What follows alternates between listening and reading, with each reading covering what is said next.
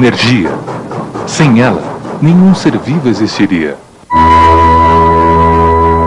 As plantas buscam energia no sol. Os animais, nos alimentos. Os místicos nas pedras e os destruidores no átomo.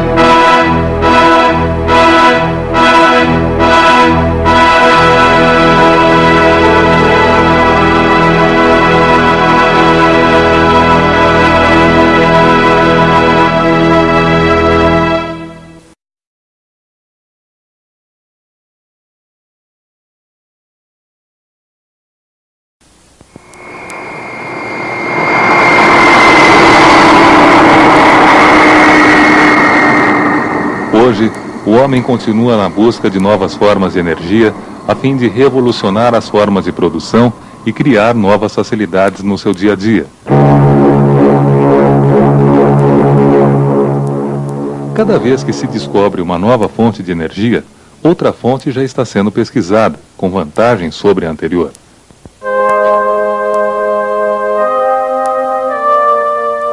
No século XVIII, uma nova fonte de energia iria revolucionar a economia: o vapor, substituindo a energia do homem pela das máquinas.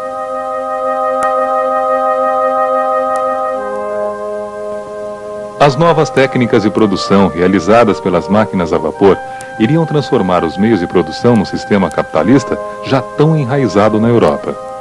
O aumento da população e da consequente demanda fez com que fosse necessário um aumento na produção. Assim, o trabalho artesanal foi substituído pelo uso de máquinas. Os homens passaram a trabalhar nas fábricas, a viver nas cidades, e a sociedade dividiu-se em duas classes antagônicas: a burguesia capitalista, que detinha os meios de produção, e o proletariado, os homens assalariados que trabalhavam para a burguesia em troca de dinheiro suficiente para a sobrevivência. A Revolução Industrial iniciou-se na Inglaterra na segunda metade do século XVIII. Com a Revolução Gloriosa em 1688, a Inglaterra aboliu o sistema mercantilista com a ascensão da burguesia, transformando-se na maior nação capitalista do mundo. Em virtude da grande quantidade de matéria-prima proveniente de suas colônias asiáticas e americanas e do carvão e ferro abundantes no solo, a Inglaterra logo tornou próspera sua indústria. Com novas técnicas de cultivo na agricultura e na criação, o desemprego cresceu no campo, o que fez com que a mão de obra para a indústria aumentasse e os salários caíssem. Além disso, as invenções da máquina a vapor, do tear mecânico e do tear hidráulico deram impulso à indústria inglesa, que recebia empréstimos do Banco da Inglaterra para investimentos. A partir da metade do século XIX, a Revolução Industrial difundiu-se pela Europa, América e Ásia. Novas fontes de energia passaram a ser utilizadas, como o petróleo e a hidroelétrica. Foi inventado o motor a explosão e o dínamo, que transformava energia mecânica em energia elétrica.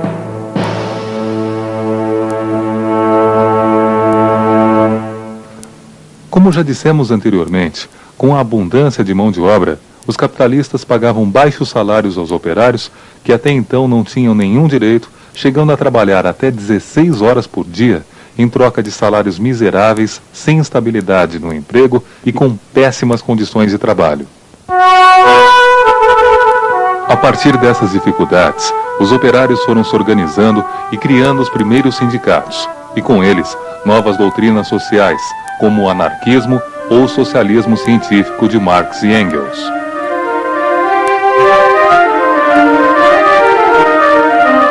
Ao mesmo tempo em que a Inglaterra se desenvolvia industrial e comercialmente, sua relação com as colônias se tornava difícil.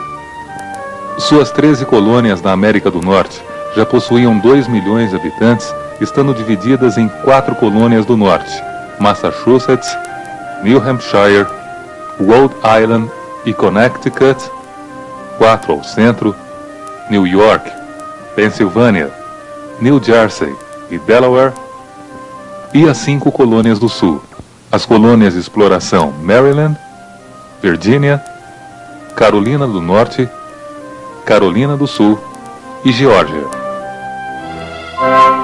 Enquanto as colônias de povoamento do norte e do centro produziam produtos iguais aos existentes na Europa, as 5 colônias do sul produziam com mão de obra escrava produtos tropicais como o algodão e o tabaco, que eram exportados para a metrópole. Já as colônias de povoamento mantinham relações comerciais com outros países e a produção era feita por trabalhadores livres. Em meados do século XVIII, a Inglaterra se encontrava numa difícil situação financeira devido à Guerra dos 7 Anos. Assim, é estabelecido o Pacto Colonial, impedindo que os colonos da América vendessem seus produtos para outros países e até mesmo para as colônias do Sul. Além disso, o governo inglês criou a Lei do Açúcar, determinando aos colonos impostos para a importação de derivados de cana-de-açúcar. Em 1765, a Lei do Selo também é imposta, obrigando aos colonos a usarem papel timbrado em todos os atos jurídicos. 2 anos mais tarde, novas taxas passaram a ser cobradas sobre o papel, tintas, vidros e chás. Em 1773, um navio da Companhia das Índias Orientais, que estava monopolizando as exportações nas colônias, é atacado por colonos fantasiados de índios no porto de Boston e sua carga de chá é atirada ao mar. Conhecida como a Festa do Chá em Boston, esse episódio levou o governo inglês a fechar este porto e a decretar os atos intoleráveis, que, dentre outras penas, mandava tropas inglesas ocuparem Massachusetts.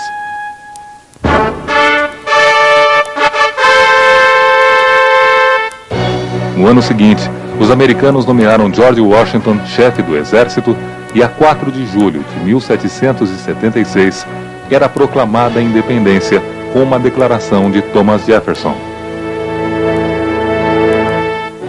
Em 1777, os americanos recebem apoio militar da França e em 1781 os ingleses se rendem, terminando a guerra. Com o Tratado de Versailles, a Inglaterra reconhece a independência dos Estados Unidos.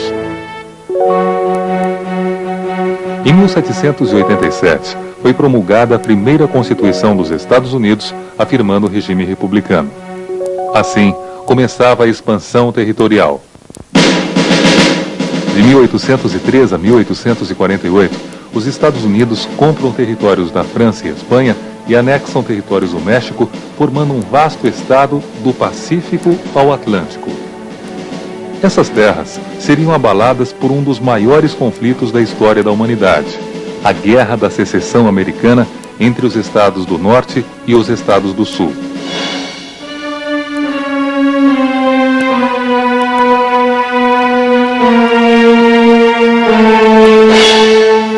Podemos citar como principais causas do conflito os problemas políticos do país.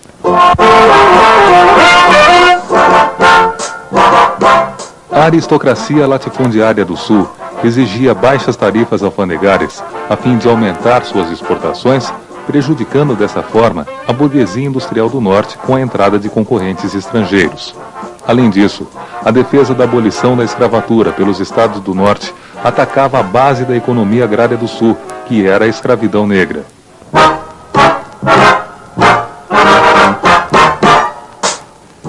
Em 1861, cria-se no Sul a Confederação dos Estados da América sob a presidência de Jefferson Davis. Abraham Lincoln, eleito um ano antes, pronuncia-se a favor da manutenção da União. Explode a guerra E 4 anos mais tarde, os exércitos do norte tomam Richmond, a capital dos Estados Confederados do Sul, terminando a guerra.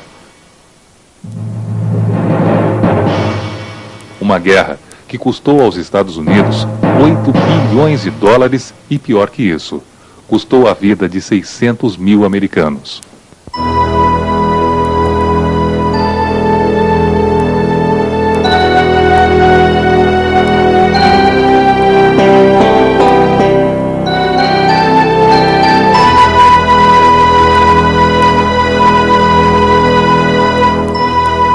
Mas foi no século XVIII, século de grandes revoluções e transformações, que um acontecimento passaria a ser um marco na história da humanidade. A Revolução Francesa, no ano de 1789.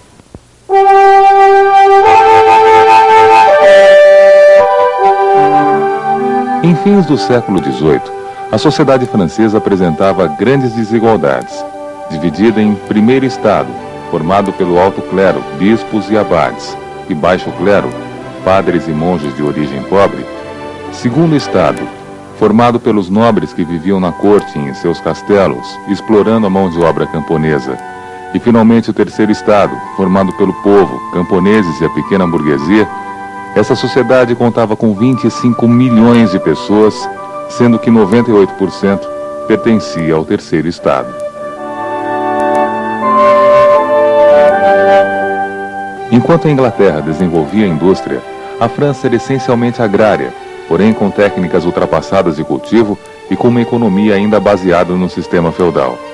A massa camponesa pagava todos os impostos, sustentando os primeiro e segundo estados.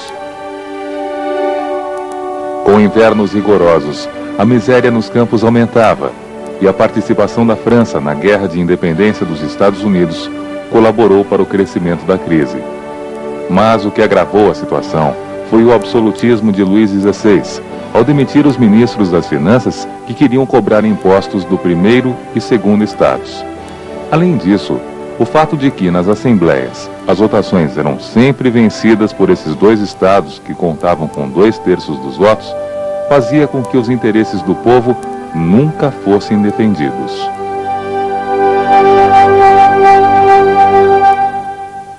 Em 17 de junho de 1789, o terceiro estado, com o apoio da nobreza e alguns membros do baixo clero, reuniu-se para redigir a Constituição Francesa. Logo, o rei Luís XVI passou a organizar tropas que começaram a entrar em conflito com manifestantes da burguesia e do povo. E, finalmente, a 14 de julho de 1789, a população toma a Bastilha, uma prisão política que representava o autoritarismo do governo francês.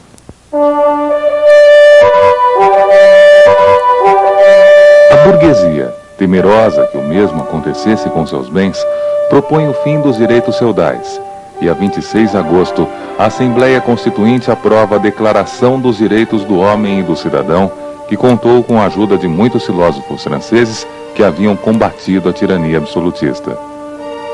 Com a promulgação da primeira Constituição Francesa em setembro de 1791, começa a segunda fase da Revolução. Foi instaurada uma monarquia constitucional com um voto censitário para escolher uma Assembleia Legislativa, isto é, o voto cabia apenas àqueles que possuíam riquezas. Embora a maioria da Assembleia fosse a favor da monarquia constitucional, alguns deputados queriam um regime republicano. O povo estava descontente, pois suas reivindicações não haviam sido atendidas através da Revolução. Os burgueses também divergiam quanto à forma de governo a ser adotada, e os contra-revolucionários organizavam-se fora do país para uma ofensiva. A Áustria, a Prússia e a Rússia, com medo de que as ideias contra o absolutismo se estendessem pela Europa, aliam-se e invadem a França no ano de 1792, derrotando os exércitos franceses, tomando Verdun e assegurando o trono da França ao rei absolutista Luís XVI. O povo da França, liderado pelos republicanos radicais, como Danton, Marat e Herbert, invadem as prisões, matando os aristocratas presos por traição. Esse episódio ficou conhecido como Massacre de Setembro,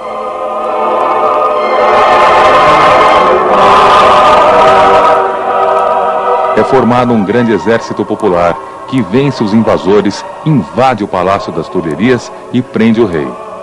Em setembro de 1792, uma nova Assembleia é eleita pelo sufrágio universal e recebe o nome de Convenção Nacional, com 3 grupos políticos partidários.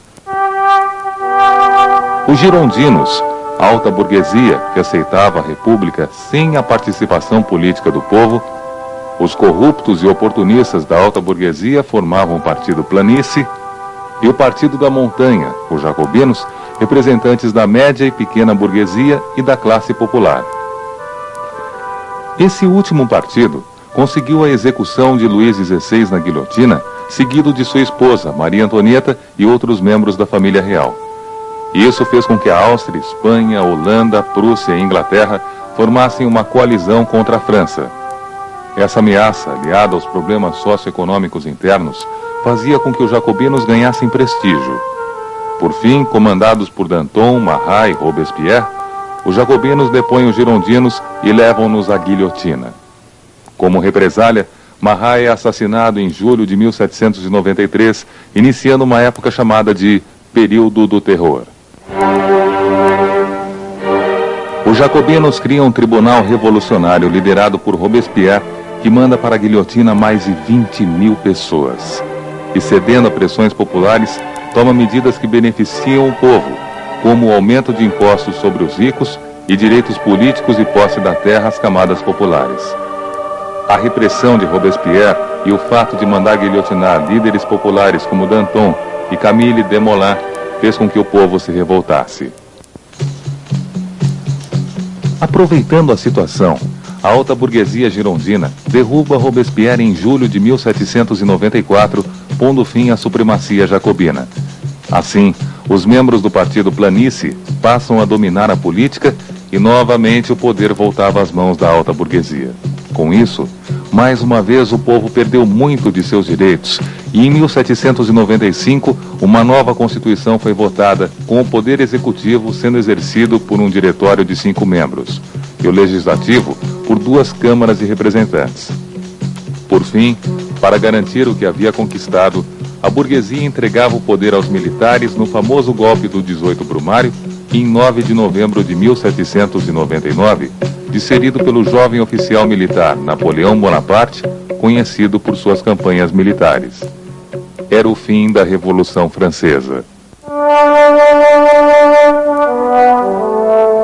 Esse jovem general iria tornar-se uma das figuras mais conhecidas de toda a história da humanidade. Napoleão Bonaparte conquistou um vasto império e, em 1799, retornando de uma campanha no Egito, dá o golpe do 18 Brumário e assume o poder como primeiro cônsul. Apesar de aprovar uma constituição por plebiscito, Napoleão governa como um ditador, que organiza a administração pública, o judiciário e a política. Em 1804, após um plebiscito, coroou-se imperador com o título de Napoleão I.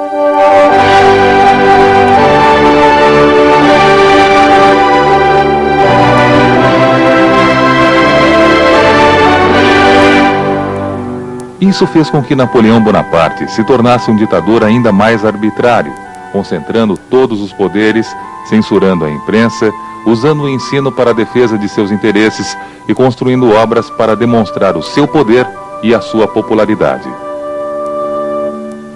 Lançando-se a campanhas militares, teve de criar e aumentar impostos, já que os gastos com tudo isso eram elevados. De 1803 a 1814, Napoleão Bonaparte fez grandes conquistas militares. Venceu as tropas austríacas e uma coligação militar composta pela Inglaterra, Suécia, Rússia e Prússia. Em 1806, decretou o bloqueio continental, que proibia o comércio da Europa com a Inglaterra e os navios desse país não poderiam atracar nos portos do continente. Napoleão alia-se à Espanha e invade Portugal. Porém, em 1808, nomeia seu irmão José Bonaparte como rei da Espanha, o que foi entendido como uma traição de Napoleão. Guerrilhas espanholas são organizadas com o apoio dos ingleses e em 1813 a coroa espanhola é finalmente devolvida a Fernando VII.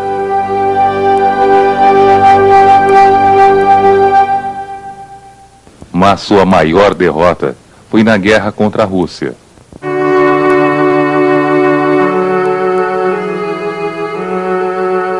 Apesar de invadir e tomar Moscou, o frio e a fome foram aliados dos russos.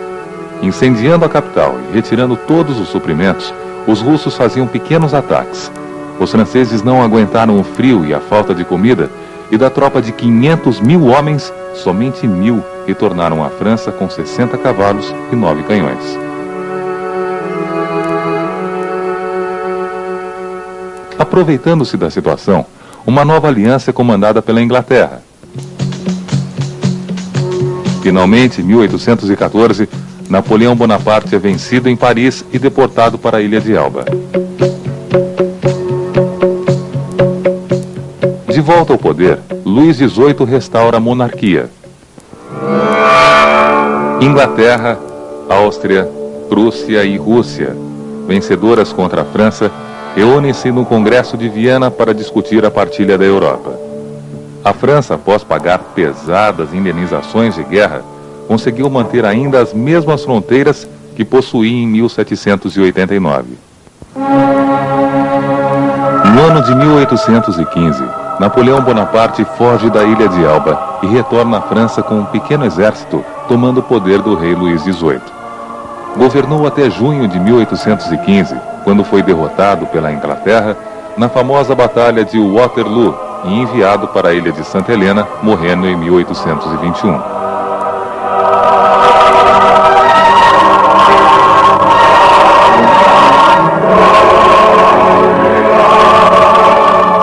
Esse período em que Napoleão voltou ao poder ficou conhecido como Governo dos 100 Dias.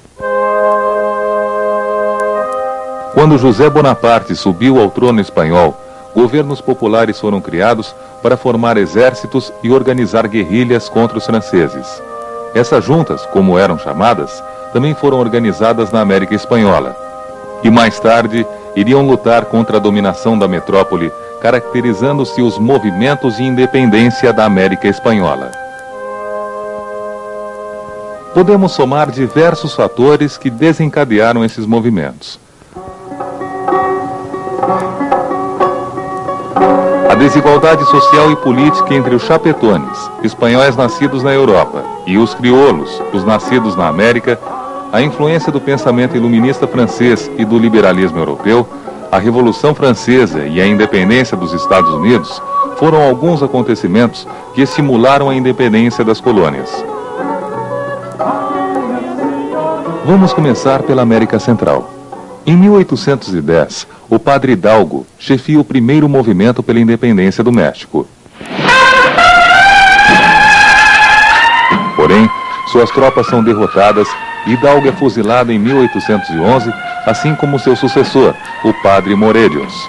Finalmente, em 1821, o coronel Iturbide, que havia sido enviado para o México para sufocar rebeliões, proclama a independência mexicana, institui a monarquia e proclama-se imperador com o nome de Agostinho I. Após 2 anos de um governo marcado por repressões violentas, o movimento republicano depõe Agostinho I e o México adota o regime republicano. Também em 1823, a Capitania Geral da Guatemala desliga-se do México e forma uma confederação que mais tarde daria origem aos países independentes da Guatemala, Honduras, El Salvador, Nicarágua e Costa Rica. Vamos nos deslocar agora para a América do Sul, onde nacionalistas como Simão Bolívar e San Martín são aclamados como verdadeiros heróis da independência de vários países sul-americanos. O vice-reino do Prata, formado por Argentina, Paraguai, Peru e Uruguai, começa sua luta pela independência em 1810. O Paraguai iria conquistar sua independência em 1811, com Dom José Francia sendo aclamado seu ditador perpétuo. A Argentina, com a ajuda de San Martín, só iria proclamar sua independência no Congresso de Tucumã, em 1816. Após essa vitória, San Martín e seu exército iriam escalar os Andes e auxiliar na independência do Chile e Peru.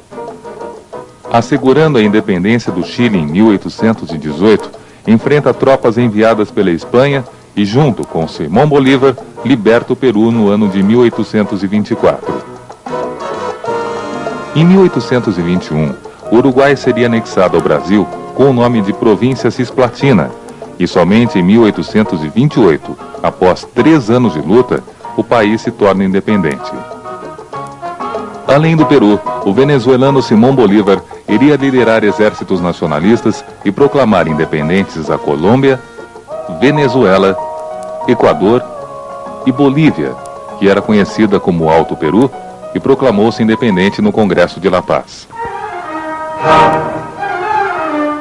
O Brasil, uma colônia portuguesa, teria sua independência proclamada em 1822 pelo então príncipe regente Dom Pedro de Alcântara, que seria coroado como Dom Pedro I, imperador do Brasil.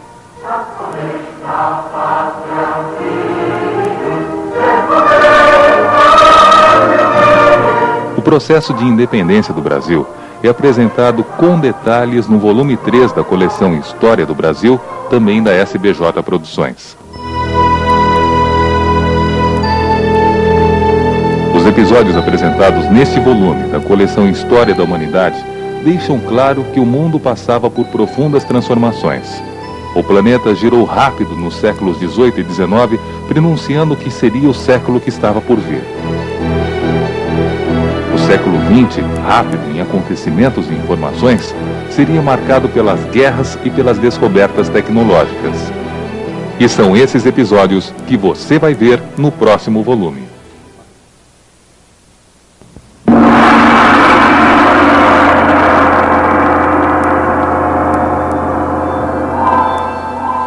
Uma das mais populares figuras da história da humanidade, Napoleão Bonaparte, foi sem dúvida um dos maiores fenômenos que o mundo já conheceu. Porém, 3 séculos antes de seu nascimento, um homem já previa sua trajetória. Seu nome, Michel de Nostre-Dame, ou melhor, Nostradamus. Do mais profundo da Europa Ocidental, nascerá uma criança, filha de gente pobre, que com sua eloquência seduzirá o grande exército e a sua fama cairá por uma campanha no Oriente. Aqui, Nostradamus já previa o nascimento de Napoleão Bonaparte em suas centúrias, escritas por volta de 1546. Do mais profundo da Europa Ocidental, Nostradamus referia-se a Córcega, na parte mais baixa da Europa, local de nascimento de Napoleão, que ficaria famoso pelos discursos proferidos aos seus soldados. O declínio de Napoleão começaria depois de sua infeliz campanha na Rússia, uma campanha no Oriente, segundo Nostradamus. Da cidade marítima e tributária, a cabeça raspada assumirá o comando e combaterá os adversários que a ele se opõem. Por 14 anos exercerá a tirania. Nostradamus descreve Napoleão como cabeça raspada, porque este acabou com a moda da peruca. Mas o que mais impressiona nesta profecia é a duração do reinado de Napoleão. Depois de retomar Toulon, uma cidade marítima, Napoleão derruba o Diretório em 1799. 14 anos mais tarde, em 1814, Napoleão iria abdicar. Seriam verdadeiras as profecias a respeito desse imperador ou apenas coincidências?